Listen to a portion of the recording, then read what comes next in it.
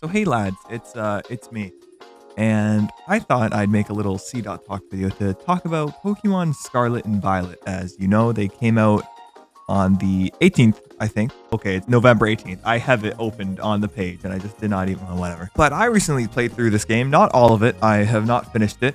Full disclaimer.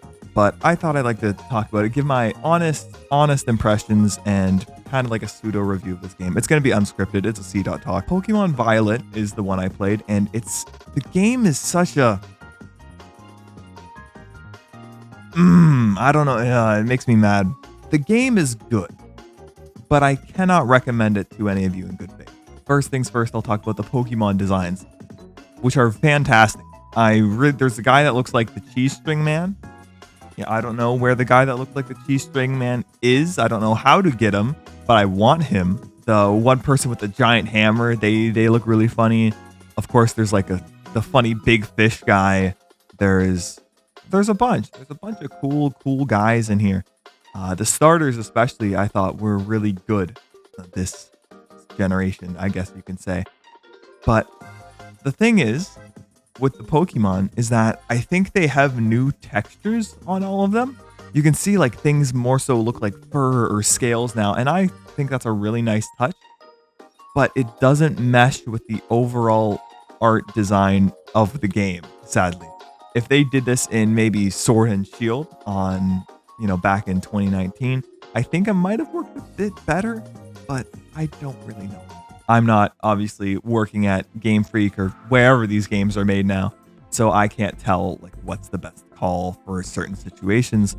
But I do think that this game, Pokemon Scarlet and Violet, or these two games, I guess, definitely should have been delayed at least a year. The fact that Pokemon has been releasing games left, right, and center recently, it's kind of astounding how much they're just putting out over and over again. I get it. It's probably for, merchandising sales and all of that, because yet again, the games probably don't make as much money as the merchandise does. I haven't actually checked that out. Hold on. Highest grossing media franchises. Winnie the Pooh? Winnie the Pooh is number one? This Winnie the Pog it's probably changed since this has been updated. Because obviously Pokemon Scarlet and Violet are the best-selling Nintendo Switch games, or I think just Nintendo games ever, which is staggering.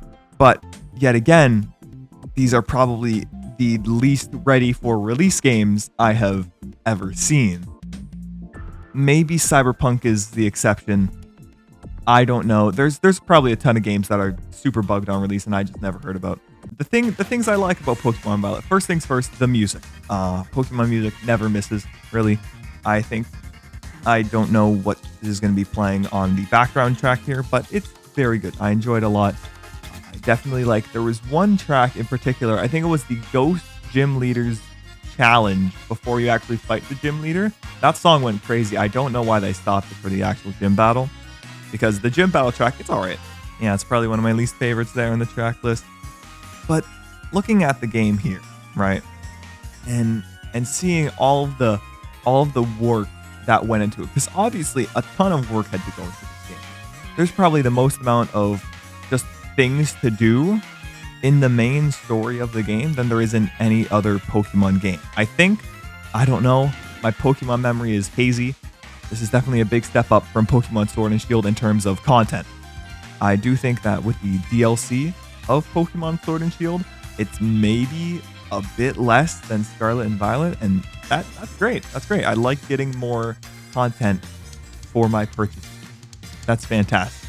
Now, it's no Xenoblade levels of content to do, but I do appreciate the amount that is in here. And this has been my impressions of this without the Zero area. I've heard the Zero area, or the Zero, is it Zero area? I think it's Zero area, is the best area of the game, and I've just not been there yet. It's in the big crater in the middle, so Origin, Xenoblade reference. I looked at Area Zero for a bit, just in my own time. I haven't gotten there in the game yet, because I'm a busy lad. And it probably looks like the best area in this game. I think the reason it does is because it kind of looks like a Xenoblade area. And I'm not here to praise Xenoblade to no end, but I'm kind of here to praise Xenoblade to no end.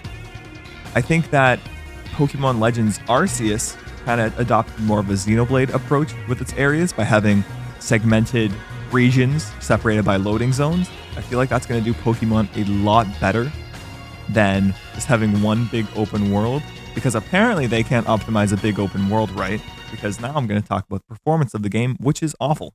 I can't even fathom how a Nintendo Switch game in the year 2022 can not only run this bad, but at the same time, it doesn't look demanding on the hardware at all. Now, there might be some computational stuff with the Pokemon spawning that I just don't know about. But the fact is, this game runs awfully, and it looks bad too. It does not look good. I mean, the character models are looking great. The Pokemon look great.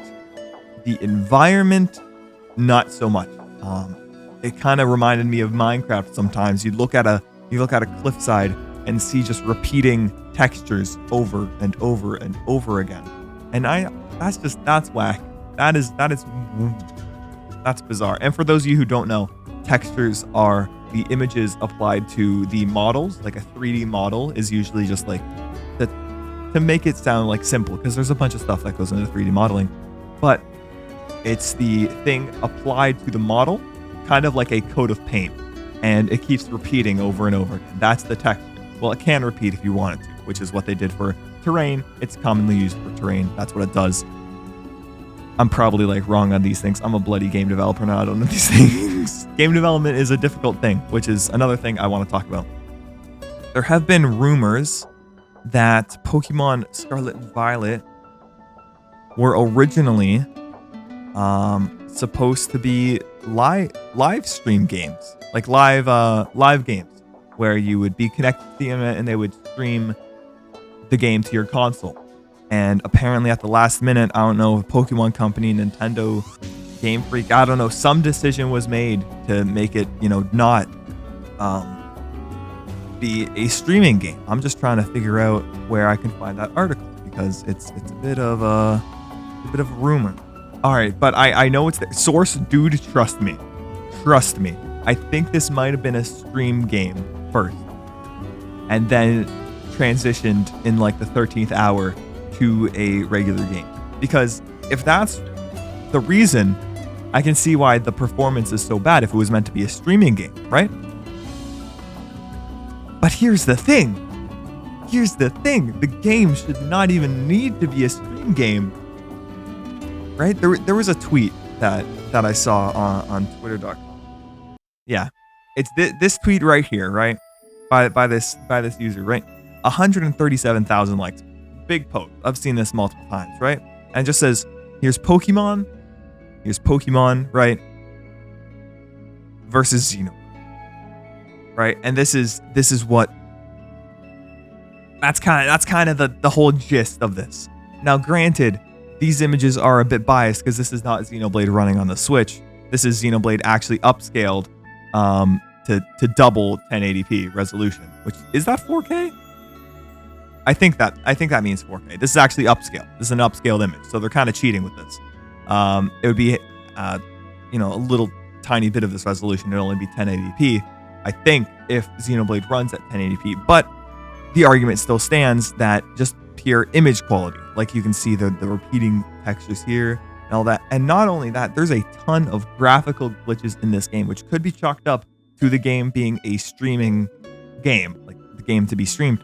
But I'm giving them all the benefit of the doubt here, and I still don't see it. The only possible way is that this game had to be just rushed out super fast. And I mean super fast. I'm talking Smash Brothers Melee levels of dev time, maybe even less with a smaller team or something, right? Because while Xenoblade 3 started right after Xenoblade Chronicles 2 Torn of the Golden Country happened, which was around the end of 2018. It came out, I believe, September 2018, Torna, so they started work right after that. Concept art was probably happening even before then. And I'm assuming that there was two teams working on Pokemon Legends Arceus and one on this game. And I'm fairly certain Game Freak has a smaller number of employees, but still, that does not. I don't want to make excuses for Game Freak, but when the Switch is capable of doing things like this, and I'm seeing this on my screen, I just don't see how this could be chalked up to the Nintendo Switch is an issue. Its hardware is an issue. Because the Switch is good. I, for one, enjoy it. Sure, do I see a few frame drops playing Xenoblade sometimes? Yes. But those don't even compare to the frame drops I'm seeing in Pokemon. In Pokemon, you'd move one step and then the game drops to like a bloody PowerPoint presentation sometimes. I don't get it. I do not get it. There is some development issues or something going on. And honestly, I do hope that Pokemon fixes all these issues, because deep down, it sucks because I can tell that there is a good game underneath all of these issues. But if me playing the game actively just says, hey, we don't like this. I don't like the performance issues, the pop-ins of Pokemon just appearing, the glitches that happen, all the just the bugginess of the game because it's unfinished. I don't think that's far to say that this game is unfinished. Although playable, it is unfinished. Recently, there's been a tweet saying from Nintendo that we're going to help out and try to patch up the game and make it actually run well. And the performance issues, and they're saying we're taking every feedback, every piece of feedback we receive, highly, and we're taking it seriously, which is good, which is fantastic. But I do think that the problem doesn't lie in the performance issues of the game, but rather the development methodology at Game Freak or whoever made this game. Personally, if Game Freak was working on Pokemon Legends Arceus and Pokemon Scarlet and Violet at the same time, but I would have taken Pokemon Legends Arceus and released it now, like when Pokemon Scarlet and Violet came out, and then take Pokemon Scarlet and Violet and delay it 1 full year and have it released now, this time next year. But yet again, that is my opinion overall. But to give like a thorough review of the game, I think it's great.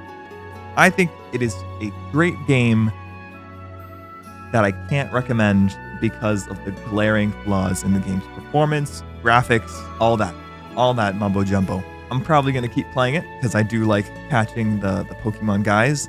But if you are going to get this game, I'd recommend wait for performance patches and maybe graphical updates if there are going to be any graphical updates, or wait till it goes on sale for like $30, which probably won't happen because there are games out there which are way more worth your money right now than Pokemon is. And I think that is a very important thing. But I'm glad that it seems that they are taking feedback and improving on it. The footage you see is from all my streams. I try to stream every day, excluding weekends sometimes on my YouTube channel here. So yeah, subscribe if you don't want to miss the cool, funny streams, and subscribe if you